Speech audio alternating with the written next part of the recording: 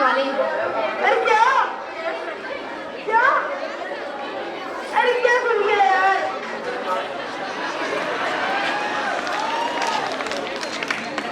अरे ये सब तो होता ही रहता है, कोई बात नहीं कोई बात नहीं।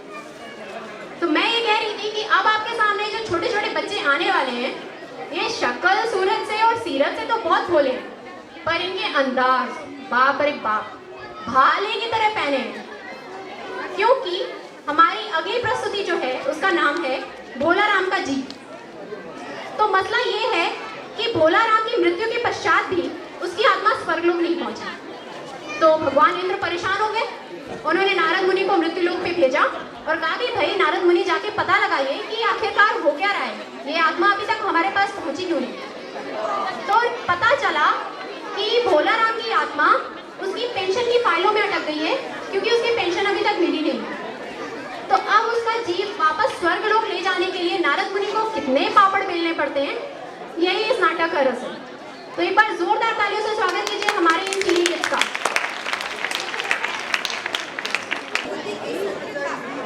आप सभी को दुर्गा पूजा की हार्दिक शुभकामनाएं देती हूँ और साथ सभी से शांतिपूर्वक सहयोग की आशा करती हूँ।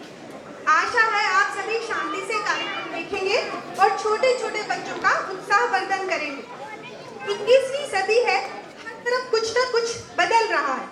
मनुष्य की सोच, उसका खान पान आदि। स्वर्ग लोक की भी अब इस परिवर्तन से अछूता नहीं रहा है। आइए देखते हैं वहाँ क्या हो रहा है। 21वीं सदी आई है, कलयुग ने सबकी बुद्धि भरमाई है। माँ के हाथों के खाने की पूछ कहाँ कोई करता है। मैकडॉनल्ड के बर्गर पर अब हर बच्चा ही मरता है। साइकिल की मीठी टुनटुन, साइकिल की मीठी टुनटुन अब फीकी सी लगती है। महंगी महंगी कारों में अब जहाँ लोगों की बस्ती है। इंसानों का क्या कहना, इंसानों का क्या कहना है, देवों का भी हाल बुरा। यमराज ने दिया इस्तीफा, संकट में है स्वर्ग घिरा।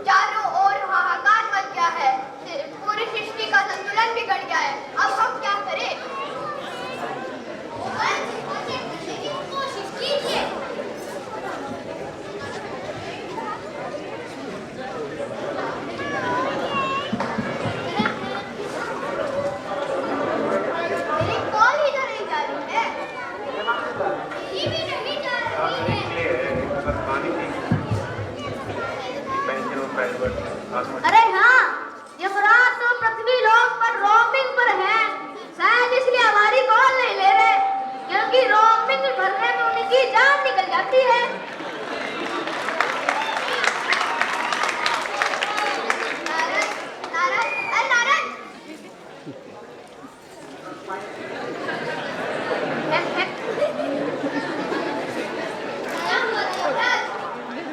जाओ जाके यमराज को लेकर आओ।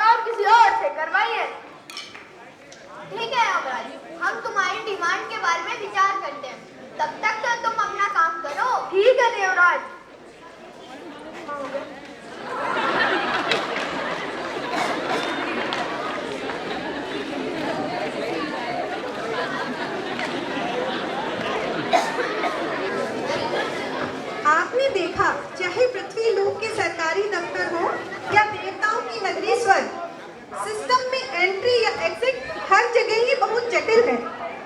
हाँ, अब धरती पर यह जटिलता और भी कष्टकारी हो जाती है जब भ्रष्टाचार में लिप्त मानव स्वयं मानव का ही दुश्मन बन जाता है।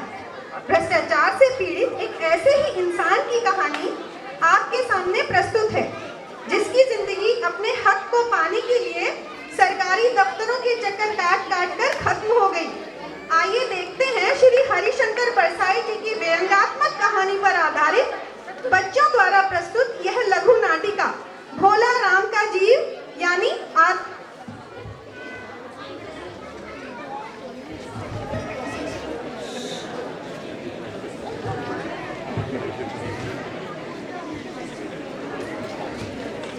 जीवन के अंत में मृत्यु अवश्य ही आती है। गति कर्म की जीवों को नर्क या स्वर्ग दिखाती है, पर ऐसा कुछ आज हुआ है जो पहले कभी भी हुआ नहीं। चित्रगुप्त के खातों में गड़बड़ पहले तो कभी हुई नहीं, पर उनके माथे पर क्यों रेखा चिंता की खिंच आई है। स्वर्ग लोक के समक्ष विपदा भारी आई है। क्या करूं? कुछ दिन से प्रयास कर रहा हूं, परंतु गलती कहाँ हुई, पकड़ में नहीं आ रही। क्यों, ऐसा क्या हो गया? महाराज, 5 दिन पहले पृथ्वी लोक पर भोला राम नाम के एक व्यक्ति ने अपनी डेथ तागी थी, परंतु उसकी आत्मा अभी तक नहीं पहुंची। और वह दूध कहाँ है? वह भी लापता है, विचित्र सा रहस्य है। अरे इतने दिन कहाँ मर गया था और वह भोला राम की आत्मा कहाँ है? महाराज, मैं स्वयं नहीं जानता कहाँ है। मैं कैसे बताऊं क्या हो गया। ज्यों ही भोला राम ने देह छोड़ी, मैं उसे पकड़कर इस लोक को चला। ज्यों ही नगर के बाहर निकले, उसे जंगल में दबाए एक तीव्र विरोध बैठा ही था कि ना जाने वह उसे कहाँ खिसक गया। एक क्षण में ना जाने कहाँ गायब हो गया। मैंने इन 5 दिनों पर मार छान मारा, पर उसका कहीं पता न चला। मूर्ख, जीवों को लाते लाते तो बूढ़ा हो गया और एक मामूली से जीव से धोखा खा गया। जो दंड दे मुझे स्वीकार है। मेरी सावधानी में कोई कसर नहीं रही। मेरे अभ्यस्त हाथों से अच्छे अच्छे वकील भी ना छूट सके, पर इस वक्त कोई इंद्रजाली हो गया। महाराज, आजकल पृथ्वी पर ऐसे व्यापार होने लगे हैं जिन्हें बीच में से गायब हो जाती है। और बेचते दोस्तों के लिए महल खा जाते हैं रेलवे कर्मचारी, जिंदा आदमी बीच में से गायब कर दिए जाते हैं। इलाज कराने जाते हैं अस्पताल, मगर वापस आते हैं तो पता चलता है कि किडनी गायब है। जहाँ समुद्र हुआ करता था वहाँ धरती मिलती है, और जहाँ धरती हुआ करती थी वहाँ कूड़े कचरे के ढेर मिलते हैं। मुझे तो शक हो रहा है कि कहीं भोला राम के विरोधियों ने ही दूसरी आत्मा को तंग करने के लिए गायब करने ही दिया हो। तुम्हारे भी रिटायर होने की उम्र हो गई है, तभी मैं कैसे लगती हो? भला भोला राम जैसा बेचारे आदमी का कौन विरोधी होगा?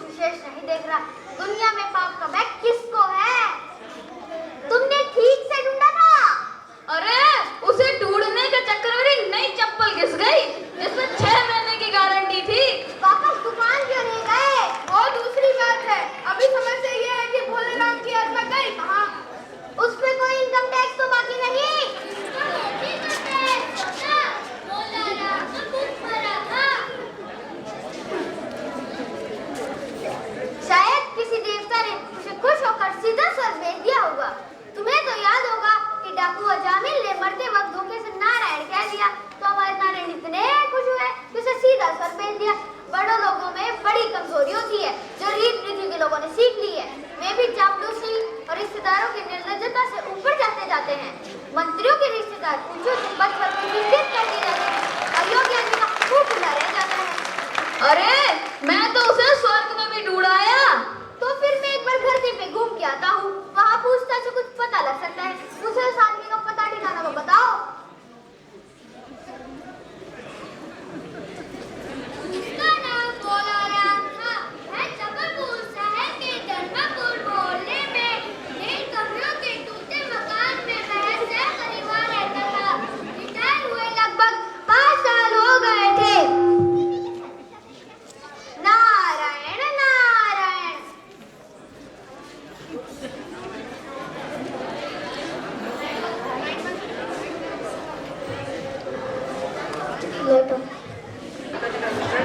पृथ्वी लोक पर भोला राम का घर ढूंढते ढूंढते नारद उस स्थान पर जहाँ पहुँचे हैं जहाँ भोला राम रहता था।